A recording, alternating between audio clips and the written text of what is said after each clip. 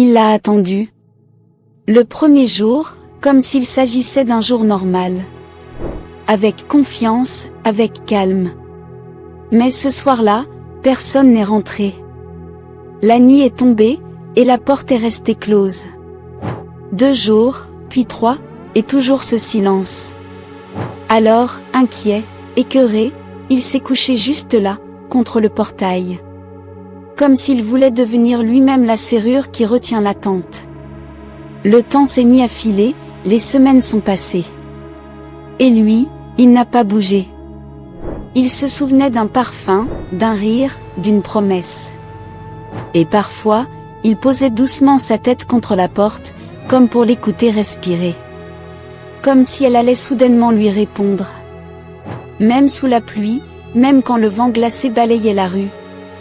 Il restait là, immobile comme une statue de loyauté. Les passants ont cessé de le remarquer. Il chuchotait, il est encore là. Certains ont essayé de le chasser. D'autres, de lui offrir même à manger, mais il détournait la tête. Il n'espérait rien de ceux qui passaient.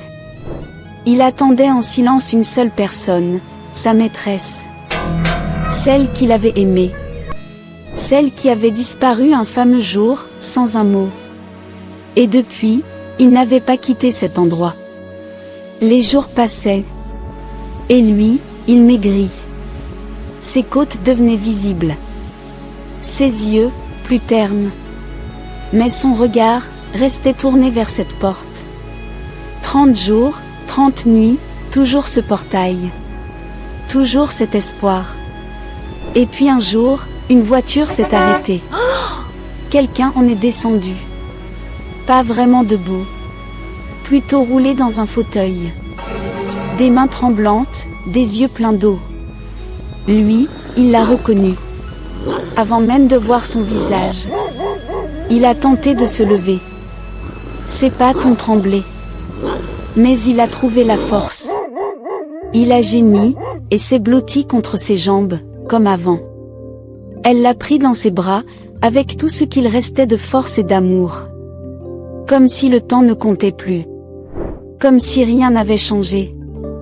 Ils sont rentrés ensemble, lentement, silencieusement, comme 2 cœurs qu'on recolle. Parce que parfois, ceux qui attendent, sont ceux qui aiment le plus. Si cette histoire vous a touché, abonnez-vous. Laissons un pouce bleu car chaque semaine, Am Animal a de précieuses histoires à nous partager.